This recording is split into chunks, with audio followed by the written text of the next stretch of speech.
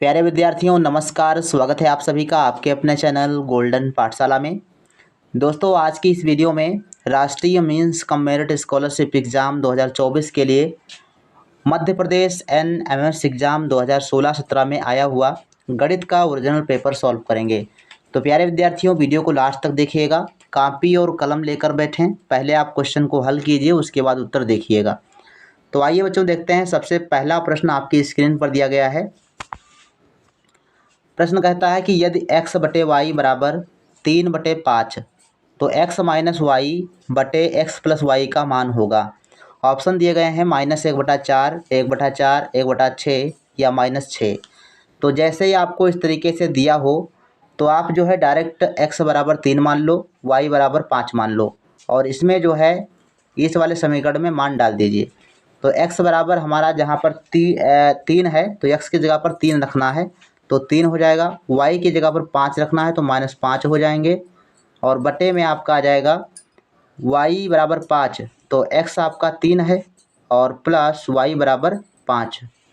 तो ये आपका इस टाइप से आप लिख देंगे और हल करेंगे तो आ जाएगा -2 ऊपर 5 से 3 घटेगा तो -2 बचेगा और इधर आप जब जोड़ देंगे तो 5 और 3 कितना हो जाएगा, 8 हो जाएगा। तो ये -2/8 आएगा। अब इसको काट दीजिए, 2 एक कम 2, 2 चौके 8 तो -1/4 आंसर आएगा जो कि ऑप्शन नंबर फर्स्ट में दिया गया है। तो ऐसे ही आप सिंपल सा हल कर लेंगे। आसान प्रश्न था। 72 नंबर प्रश्न है, निम्न में से सबसे छोटा भिन्न कौन सा है। ऑप्शन दिए गए हैं 5/6, 2/3, 11/13, 7/9। तो सबसे छोटा भिन्न ज्ञात करने के लिए सबसे पहले हम इसको दशमलव में बदल लेंगे। जो भिन्न दी गई हैं इनको दशमलव में बदल लीजिए तो जानकारी हो जाएगी। तो 5/6 तो 6 से 5 को भाग करना है तो 6 से 5 को भाग करेंगे तो 6 का पहाड़ा 5 में नहीं लगेगा तो दशमलव लगा लेंगे पहले और 0 आपका 5 के बाद लिख सकते हैं दशमलव लगाने के बाद। अब 6 का पहाड़ा 50 में लगाओ तो 6 × 8 = 48, 8 बार जाएगा तो यहाँ पर हो जाएगा 48 और 2 आपका घटाने पर बचेगा। फिर आप 0 लगा सकते हो, 6 × 18 तो इसका जो भाग आएगा वो आएगा दशमलव के रूप में 8×3, 0.83 आपका आ जाएगा 5/6 का। 2/3 का दशमलव रूप अगर करेंगे तो 3 से 2 को भाग करते हैं तो पहले दशमलव लगेगा फिर यहाँ पर 20 हो जाएगा तो 3 × 6 = 18, 6 आएगा 0.6 और फिर आपका 2 बचेगा फिर 3 × 6 = 18 तो 6 हो जाएगा। 11/13 लिखा है तो दशमलव लगा लेते हैं, 0 आपका यहाँ आ जाएगा। 13 का पहाड़ा बढ़िए तो 13 × 8 = 104, 8 बार पहाड़ा जाएगा। 110 से तो 4 घटाएंगे तो 6 बचेगा, 0 आ जाएगा। 13 × 52, 4 बार पहाड़ा लगेगा तो ये जो है आएगा दशमलव के रूप में। 7/9 को करेंगे तो दशमलव और ये हो जाएगा आपका 9 × 7 = 63 और इसके बाद 7 70 होता है फिर 9 × 7 = 63 तो 7 इसमें आएगा। अब सबसे छोटी भिन्न देखो कौन सी होगी। ये आपकी सबसे बड़ी भिन्न है, ये उससे छोटी है, ये उससे छोटी है और ये सबसे छोटी आपकी हो जाएगी बी ऑप्शन 2/3। तो जिन्होंने बी ऑप्शन अपना आंसर निकाला है उनका सही आंसर है। अगला प्रश्न देखते हैं 73 नंबर। 4.5 को निम्न में से किस संख्या से भाग देने पर 90 का 20% प्राप्त होता है। कह रहा है कि 4.5 को किस संख्या से भाग दिया जाए कि 90 का 20% प्राप्त हो। तो हम मान लेते हैं कि x से भाग करेंगे तो हमको जो है 90 का 20% प्राप्त होगा। तो 90 का 20% होता है 90 × 20/100, ये 90 का 20% हो जाएगा। अब इसको आप हल कर लीजिए, x का मान निकाल लीजिए तो 2 0 नीचे कटे और 2 0 ऊपर कट गए। अब यहाँ पर आपका देखो 9 का पहाड़ा 2 में तो 9 दूनी 18 और 18 का x से गुणा हो जाएगा तो ये हो जाएगा बच्चों 18x बराबर 4.5 ये आ जाएगा। अब x बराबर ज्ञात करना है तो हो जाएगा 4.5/18। अब 18 से 4.5 को भाग करना है, 18 से भाग कर देंगे तो 18 से भाग करने के लिए दशमलव यहाँ पर जो है लगा है इसको काट दीजिए और 1 0 आपका नीचे आ जाएगा। तो तो ये हो जाएगा 45/180। तो 45 को काट देते हैं, 9 पचे 45 और 9 दूनी 18, तो 5/20 आपका हो जाएगा। 5/20 को हम काटेंगे, 5 एकम 5, 5 चक्कू 20, तो आएगा 1/4। अब 1/4 को दशमलव में आप बदल दीजिए, तो 1/4 को दशमलव में बदलेंगे तो कितना आ जाएगा, तो ये हो जाएगा, दशमलव लगा दीजिए, 0 बढ़ जाएगा। फिर आपका 4 एकम 4, 4 दूनी 8, तो 2 हो गया। और 8 से 10 से 8 घटाएंगे, 2 बचेगा, 20 हो जाएगा, 4 पंचे 20, तो 0.25 आपका राइट आंसर हो जाएगा। 74 नंबर प्रश्न है, एक संख्या उसके व्युत्क्रम के वर्ग से 64 गुना है, वह संख्या ज्ञात कीजिए। तो मान लीजिए संख्या कितनी है, x है, संख्या x है, कह रहा उसका व्युत्क्रम, तो व्युत्क्रम का मतलब है उल्टा। तो संख्या उसके व्युत्क्रम के वर्ग से 64 गुना है, तो इसके वर्ग का व्युत्क्रम कर दीजिए और इसका 64 गुना कर दीजिए, तो ये जो है आपकी संख्या के बराबर हो जाएगी। अब इसको हल कर लीजिए और x का मान ज्ञात कर लीजिए। तो ये हो जाएगा, देखो x बराबर x की पावर 2 लिखी है, 1/x की पावर 2, तो ये हो जाएगा 1/x² और गुणा में आपका 64। x² का गुणा x से कर लो, तो ये हो जाएगा x की पावर 3, x की पावर 3 बराबर 64। इसका मतलब ये हुआ कि अगर हम 3 घात काट दें तो 64 के ऊपर घनमूल लग जाएगा। तो x का मान ज्ञात करने के लिए 64 का घनमूल ज्ञात करना होगा। तो 64 का घनमूल होता है 4, तो x बराबर आपका 4 आएगा। ऑप्शन नंबर बी आपका राइट आंसर हो जाएगा। जिन्होंने 74 का बी ऑप्शन दिया है सही जवाब है। 75 नंबर प्रश्न है, सरल कीजिए। इसमें √5 √5 आधार समान दिए गए हैं, घातें जुड़ जाएंगी। आधार जब समान होते हैं तो गुणा में घातें जुड़ जाती हैं।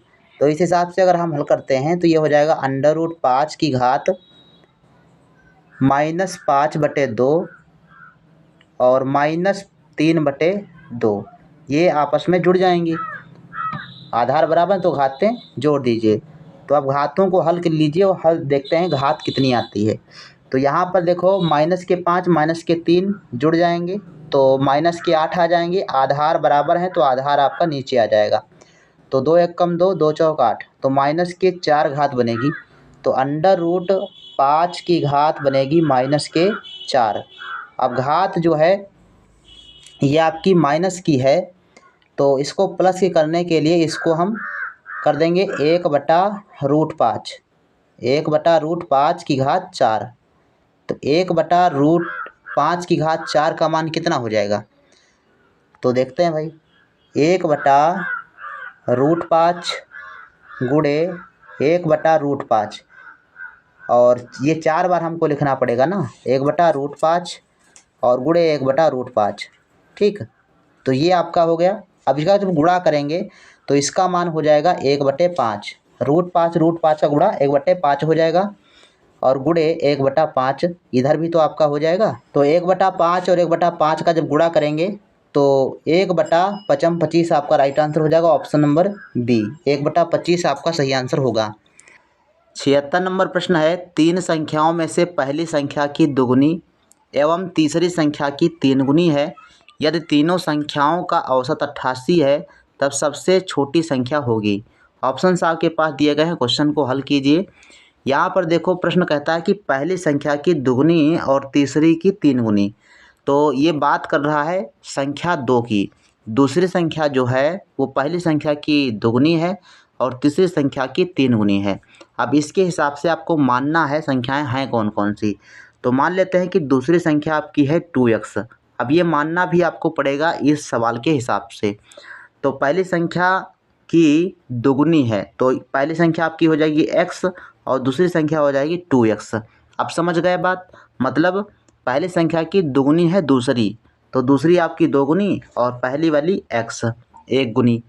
अब कह रहा है कि तीसरी संख्या की 3 गुनी है, ये वाली जो संख्या है वो तीसरी संख्या की 3 गुनी है, तो इसको कर लो 2x/3, ठीक। ये 3 गुनी हो गई, ठीक। इसकी 3 गुनी 2x है। अब ये संख्याएं आपके पास तीनों आ गई। अब इनको जो है औसत इनका ज्ञात करना है। तो औसत होता है सबका जोड़, यानी सबका जोड़, सबको जोड़ देते हैं और 3 से भाग कर देते हैं तो ये औसत आ जाता है। इनको जोड़ दीजिए, x plus 2x plus 2x/3 बराबर 88 आपका आना चाहिए। ठीक, 88 आपका आना चाहिए। अब इसको हल करते हैं तो 3 का गुणा इन सब से कर दीजिए तो ये हो जाएगा 3 एकम 3x और प्लस का हो जाएगा 3 दूनी 6x और प्लस 2x बटे में आपका हो जाएगा 3 और ये भी आपका 3 गुणा में आ जाएगा यहाँ पर 3 बराबर हो जाएगा 88। अब देखो हो जाएगा 3 और 6 9, 9 और 2 11, तो 11x और ये 3 का गुणा 9 हो जाएगा और 9 का गुणा 88 में हो जाएगा। तो ये हो जाएगा आपको 11x, आगे हल करते हैं, 11x बराबर 88 गुणे 9 हो जाएगा। जो हमने 3 का गुणा किया था वो आपका 9 आ जाएगा 88 के गुणे में। अब x बराबर हो जाएगा, यहाँ पे 11 से काट दीजिए 88 को, 11 कम 11, 11 8 88, 8 का गुणा 9 से हो जाएगा तो 8 9 72 आपका x बराबर आएगा। यानी जो हमारी पहली संख्या आई वो कितनी हुई, 72, और दूसरी संख्या हमने मानी थी 2x, दूसरी संख्या क्या मानी थी 2x, तो ये हो जाएगी 72 गुणे 2, तो दूसरी संख्या आपकी हो जाएगी 144। अब इसके बाद तीसरी संख्या हमने मानी थी 2x/3, ये माना था, तो इसके बराबर में हो जाएगा आपका 2x के बराबर 144 है तो 144/3, 144/3, 3 से भाग कर दो तो ये हो जाएगा 3 चकू 12 और 2 बचा 3/24, 48 आ जाएगी। तो पहली संख्या आ गई 72, दूसरी आ गई 144 और तीसरी आ गई 48। तो सबसे छोटी कौन सी है, 48 है, जो कि ऑप्शन नंबर सी में दिया गया है। तो आशा है कि ये सवाल आपको समझ में आया होगा।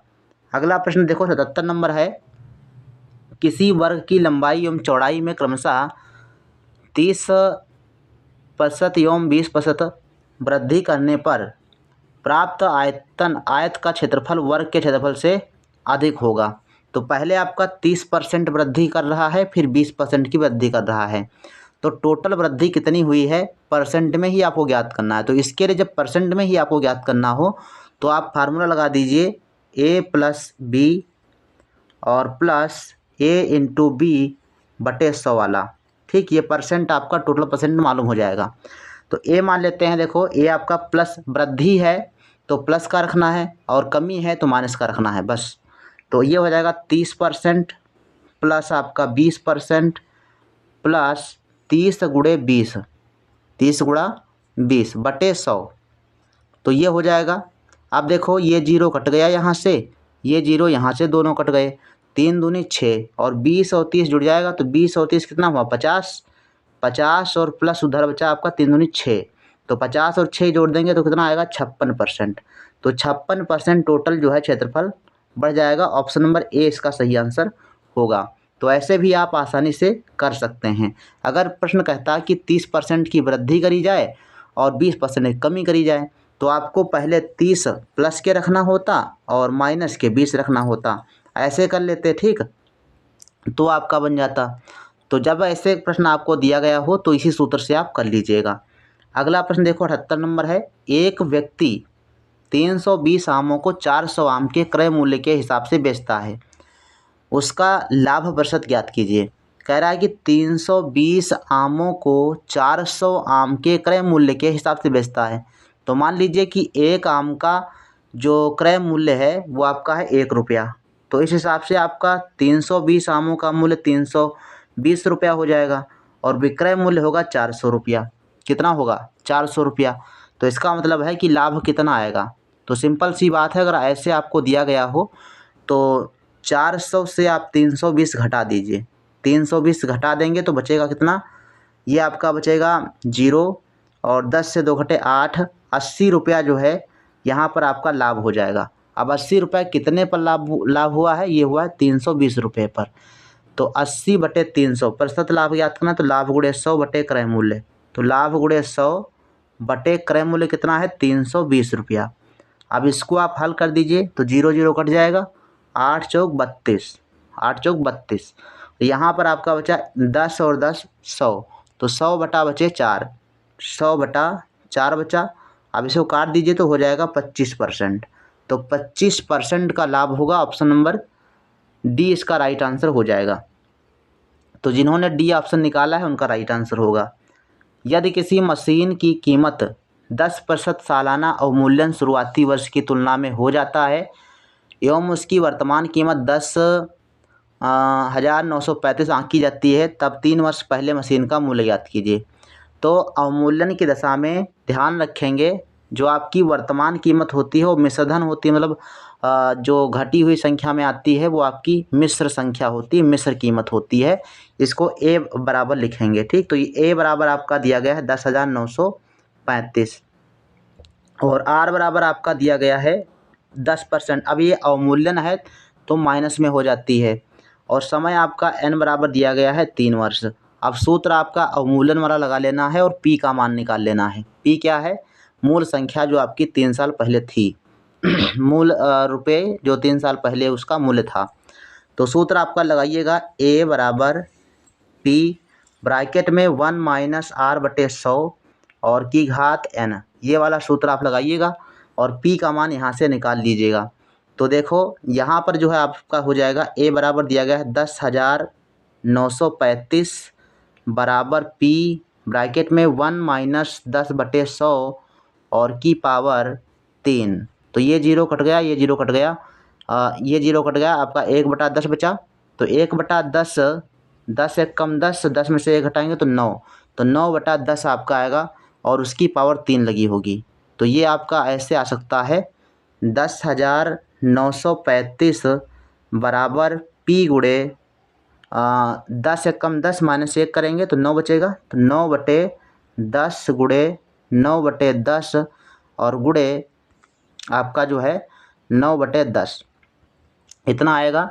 अब हमको पी का मान ज्ञात करना, तो पी के गुणे में ये चीज़ें हैं, ये चीज़ 9 के गुणे पी के गुणे में दी गई है, तो ये हम दूसरी तरफ भेजेंगे तो ये भाग में होगी और जब भाग में होगी तो दर्जा इसके पलट करके लिखेंगे हम इसको।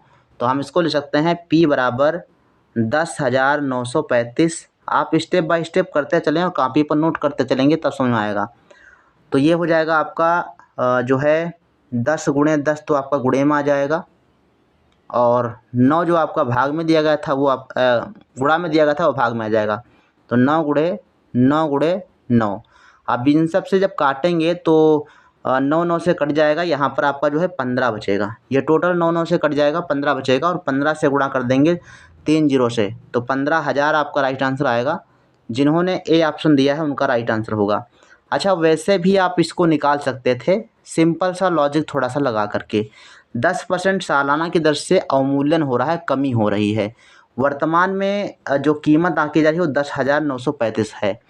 अब इसका मतलब ये हुआ कि 10,935 से ज़्यादा उसकी कीमत थी, इसीलिए घट करके 10,935 इस समय आंकी जा रही है। यहाँ पर देखो 10,935 से 2 ऑप्शन कम दिए गए हैं कि नहीं हैं? तो इसका मतलब ये हुआ कि ये दोनों ऑप्शन तो आपके हो ही नहीं सकते हैं और डी ऑप्शन आप ना लगाइए तो ए ऑप्शन आपका बिल्कुल सही आंसर होगा। तो इस प्रकार से भी आप थोड़ा सा विवेक लगाएंगे, क्वेश्चन नहीं आता फिर भी आप सही कर ले जाएंगे। 80 नंबर प्रश्न है, एक तार किसी वृत्त के रूप में जिसकी त्रिज्या 42 सेंटीमीटर है, तार को वर्ग के रूप में मोड़ने पर वर्ग की भुजा ज्ञात कीजिए। कह रहा है कि एक वृत्ताकार तार है, इस प्रकार से इसकी परिधि त्रिज्या दी गई 42 सेंटीमीटर और इसी से जो है एक वर्ग बना दिया जा रहा, ऐसे वर्ग बनाया जा रहा है, तो वर्ग की भुजा ज्ञात कीजिए। देखो जो आपकी वृत्त की परिधि होगी ये वर्ग के परिमाप के बराबर होगी। तो वृत्त की परिधि का फार्मूला होता है 2πr। क्या होता है? 2πr। ये बराबर होगा किसके? परिधि वर्ग की भुजा, वर्ग के परिमाप के बराबर। तो वर्ग का परिमाप होता है 4 गुणे भुजा, तो 4a हम लिख देते हैं। यहाँ पर आपको a का मान ज्ञात करना है और r का मान दिया गया है, तो इसको आप हल कर लीजिए। 2 गुणे पाई का मान 22/7 डाल दीजिए, r का मान 42 है और बराबर 4 गुणे a है ना, a का मान ज्ञात करना है। 7 कम 7, 7 चक्कू 7 छंग 42, ठीक। और ये 4 इधर ले आइए तो ये हो जाएगा 2 गुणे 22 गुणे 6/4 बराबर a, ठीक। अब इसको काट दीजिए तो 2 एक कम 2, 2 दूनी 4, 2 एक कम 2 और 22 दूना या 11 दूना 22, तो 11 का गुणा 6 से हो जाएगा, तो 11 छक्का 66, ए बराबर 66 सेंटीमीटर आएगा। ऑप्शन नंबर बी सही आंसर हो जाएगा। अगला प्रश्न देखो 81 नंबर दिया गया है। ये प्रश्न बच्चों काफ़ी इंपॉर्टेंट है और कई बार ये प्रश्न पूछा गया है। तो ये इस टाइप से आपका दिया गया है, कह रहा कि एल जो है एम के समांतर है। तो हम जो है यहाँ पर इस प्रकार से एक समांतर रेखा और खींच सकते हैं, और जब ये समांतर रेखा खींचेंगे तो हमारी जो है ये वाली रेखा तिर्यक रेखा बन जाएगी और इधर से ये वाली एक तिर्यक रेखा बन जाएगी। अब जब तिर्यक रेखाएं ये बन गई तो यहाँ पर देखो ये आपकी जो 45 अंश कोण है ये इस कोण के बराबर होगा, और इधर आपका जो 30 अंश ये कोण दिया गया है ये इस वाले कोण के बराबर होगा। अब इस दशा में 45 आपका ये हो जाएगा और 30 ये वाला है तो 30 आपका ये वाला हो जाएगा। तो टोटल बी वाला जो कोण है मालूम हो जाएगा। टोटल कोण ये वाला जो है आपका बी वाला मालूम हो जाएगा। तो 45 और 30 कितना हुआ? 45 और 30 हुआ आपका 75। 75 अंश आपका ये हो गया कोण बी, यानी कोण बी आपका कितना हुआ? 75 अंश हुआ। ये हो गया 75 अंश। अच्छा, टोटल कोण होता है 360 अंश, तो 360 से अगर हम 75 घटा दें तो राइट आंसर आपको मिल जाएगा। तो ये हो जाएगा 10 से 5 घटाएंगे 5 और 15 7 घटाएंगे 8 और ये 2, तो 285 अंश आएगा। ऑप्शन नंबर सी इसका बिल्कुल सही आंसर है। 82 नंबर प्रश्न आप लोग हल कीजिएगा। एक घनाभ का पृष्ठीय क्षेत्रफल 32 और 28 वर्ग मीटर है एवं उसकी भुजाओं का अनुपात 4:3:2 है। घनाभ का आयतन ज्ञात कीजिए।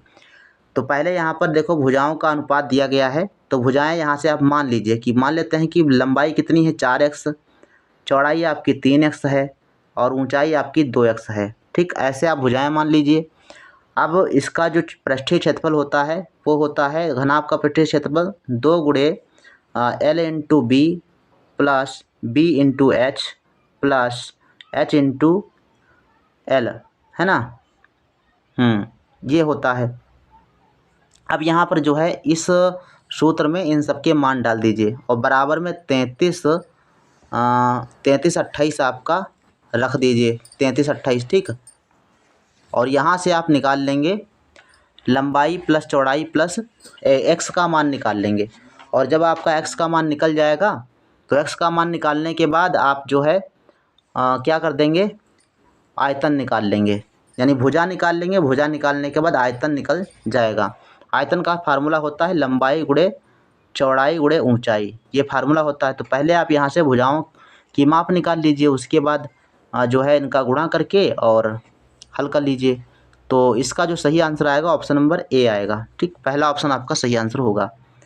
83 नंबर प्रश्न देखिए, दिए गए चित्र में पी एस समांतर है क्यू आर के और पी क्यू समांतर है एस आर के, तब क्यू पी एस का मान ज्ञात करना। देखो ये वाली और ये वाली बराबर समांतर है, ये इसके समांतर है, तो जाहिर सी बात है कि ये क्या है, एक समांतर चतुर्भुज है। समांतर चतुर्भुज के जो सम्मुख कोण होते हैं वो बराबर होते हैं, तो ये कोण 5x और ये वाला कोण समान होगा। तो यहाँ पर हम कह सकते हैं कि ये वाला कोण कितना है 5x है, लेकिन हमको x का मान पहले ज्ञात होना चाहिए। तो इसके लिए क्या करेंगे, इस वाले त्रिभुज में देखो, इस त्रिभुज में तीनों कोण आपको मालूम है। त्रिभुज के तीनों कोणों का योगफल कितना होता है 180 अंश होता है। तो ये हो जाएगा 5x प्लस 3x और प्लस 2x बराबर कितना हो जाएगा 180 के हो जाएगा। अब इसमें जोड़ दीजिए तो ये हो जाएगा 5 3 8 8 2 10, तो 10x बराबर 180 दिया गया है। 10x बराबर 180, तो x बराबर कितना हो जाएगा 0 0 काट दो, x बराबर हो जाएगा 18। अब x बराबर 18 है और हमारा कोण कितना है ये वाला 5x, कितना है 5x, तो 5 गुणे 18 बराबर कितना हो जाएगा 18 पंचे 90। तो ऑप्शन नंबर आपका डी बिल्कुल सही जवाब हो जाएगा।